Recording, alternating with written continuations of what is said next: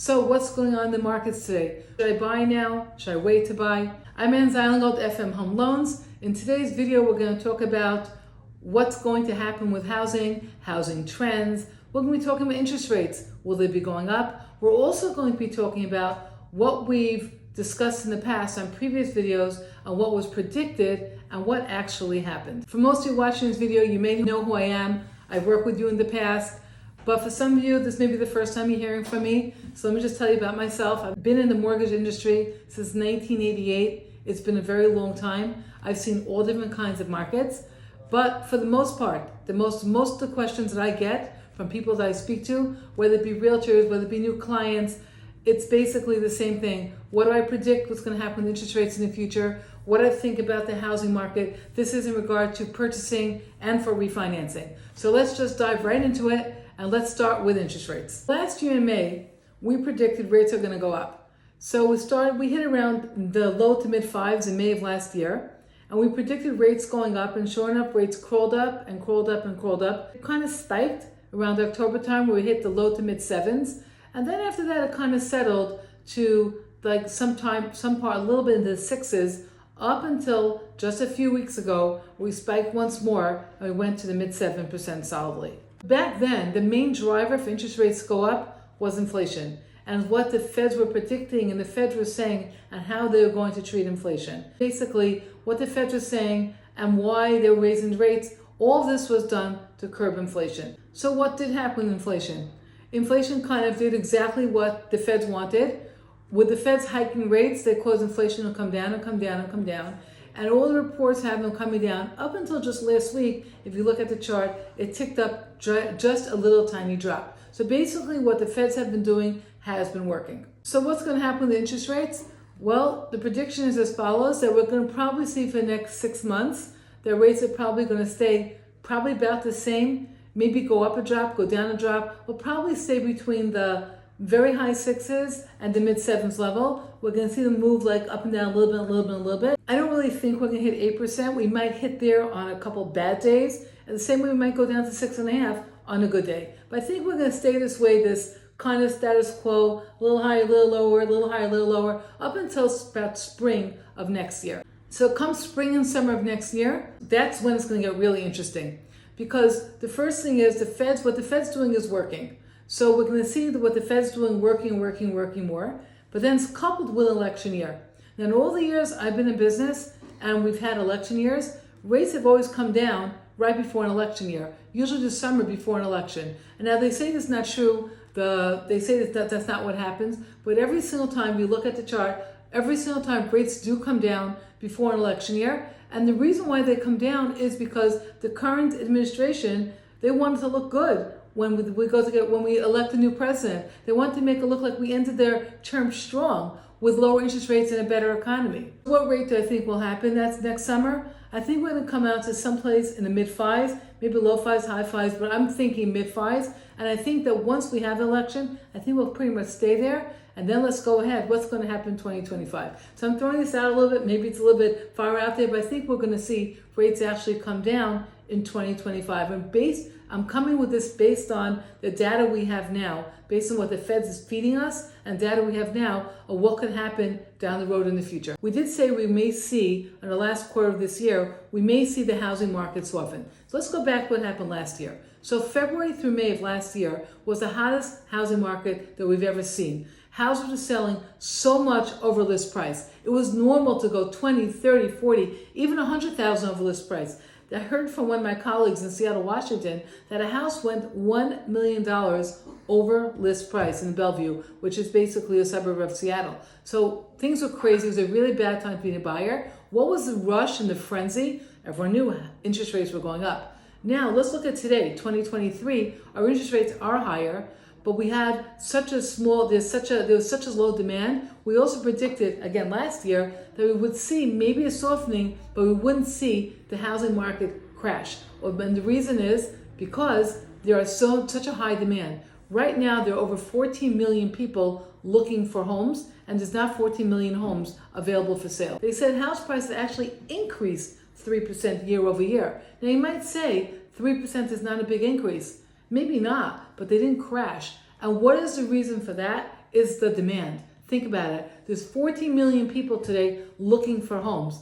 And guess what? There's not 14 million homes for sale. So why is the housing market so tight? Why aren't there enough homes for sale? Let's dive into that now. So last year, only 1% of homeowners changed homes. Why is that? Why did homeowners not sell their homes last year? Well, think about it. Rates went up. So if you want to be a move-up buyer, then what happened? Have a 3% rate now, and new house is going to have a 7 or 7.5% rate. Suddenly demand cooled, and people decided not to sell. And if you wanted to sell your house, the new house costs more. So believe it or not, even though we have 14 million people who need to buy homes today, the demand to buy homes kind of dropped a little bit because some people just didn't qualify. Some people, the payments were just too high. Some people just chose to stay where they are, whether renting or whether they own their own homes, they chose not to move. So even though we have a lot of people looking, there's that many people who didn't go into the market at all. So as the demand kind of went down a drop, we also have the supply of homes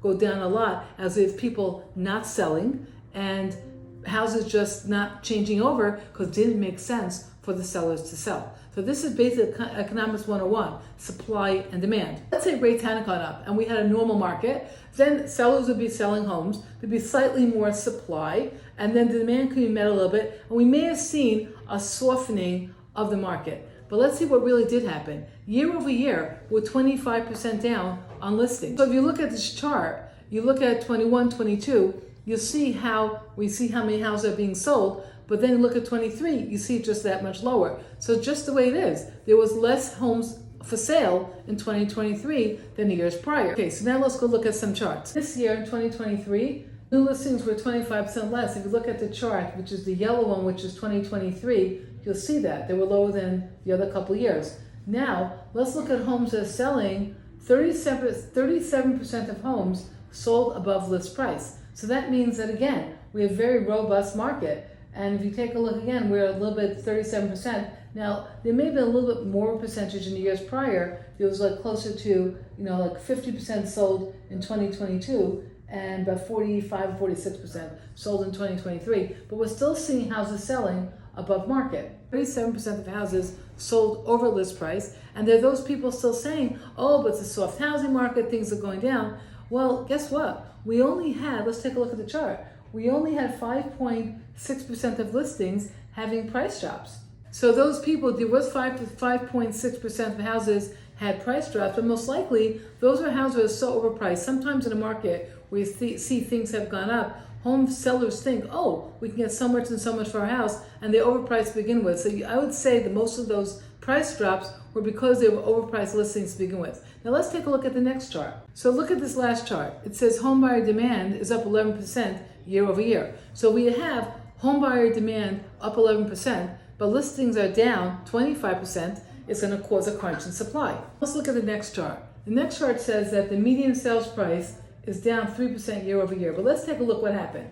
If you look at 2022, if you take a look at it, we spiked right before May of last year, before rates went up. So we spiked at that point, and then towards the end of the year, we saw the market come down a little. So now we're going to go back to the next line, the second half of the year. So that's basically mid-year last year up until December. Now let's look what happened from January of this year up until now. So we started to drop lower in January. It softened the drop in January, February. Then guess what? We've only gone higher and higher and higher up until now. We're higher than where we were before. So year over year, we're 3% lower than we were at this time. But we've seen house prices go up starkly a lot in the last couple of months. And the way we ended off the year, if you look at where we are today, July today, compared to July last year, that's been a little bit of a 3% difference, but we're pretty much right there. So over the course here, with rates going up and with the demand that we have and the low supply, we've pretty much in the exact same spot we were at the spike of last year. So just to summarize that, so even though we have very, very high rates, and we have some people who can't buy now because they're outpriced, they don't qualify for the loan, you realize people pay for payment. They buy payment, they don't buy rate. So we can find, if people do qualify for the payment, they will buy. And that's what we've seen. We've seen our housing market be robust, but we have, again, that even though people went out, we see the very, very low inventory. So therefore, there are fewer houses available. Whatever houses are available, there's a high demand, and demand is being met by them all being bought. And that's what's going on right now. So now let's see what can happen going forward. Right now we have a situation where we just have high rates, but inventory is down. So even though some people have dropped out of the housing market, they're not looking right now because they don't qualify or because interest rates are too high, we still have the really high demand because we have less supply. So let's make a prediction. It's only a prediction, but let's say rates go down. So let's talk about rates going down. Remember, there's all those people paying rent today, and they're just waiting for opportunity to buy a house because at the end of the day, they're either going to pay their rent, which basically is also spiking across the country,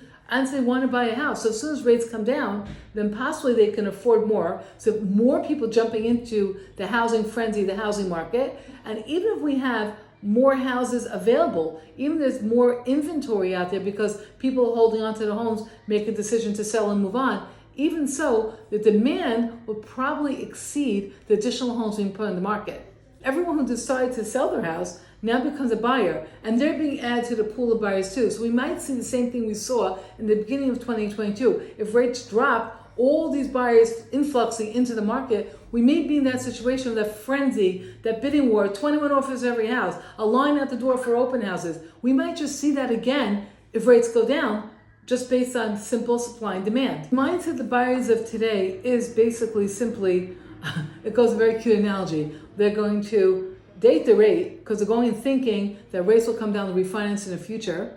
They're going to marry the house because they want to be there before there could be a frenzy in the future, and they're going to divorce their landlord because they don't want to pay rent anymore. But what's going to happen is, if this happens, if we have what we had last year, where we have that frenzy in the spring, so we may see, again, prediction, maybe a slightly softening of house prices from now until the end of the year, but very slight. And so those buyers who buy now, their mindset is, well, let's get in, let's get the best deal we can, or we can get a concession or two on buy down. Let's do whatever we can. Let's get into the house now. So next year in the spring, when rates do come down, which is what's predicted, if rates do come down, I won't be one of those 21 buyers trying to get the house. There's one thing that also can happen we haven't talked about, and that is basically the jobs market and a recession. So we're talking about predictions as if everything kind of stayed the same, because one thing that stayed very, very strong throughout everything, and this is where the Fed didn't think this would happen, was that our jobs market's really very strong. When you have high employment and less unemployment, that's when people could pay their bills. We don't really hit into a full-fledged recession at all, and we haven't seen that. And the likelihood of that happening is very, very, very low. But if there was some kind of crash in our economy and suddenly people lost jobs, whatever we're talking about now would be a little bit different because people couldn't afford to buy.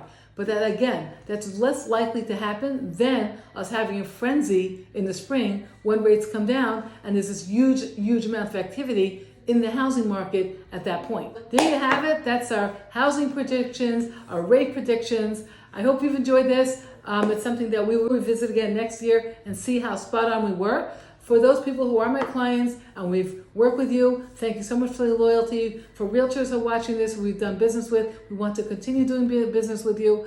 We really appreciate everything that we've done to grow and to help our team survive in these times.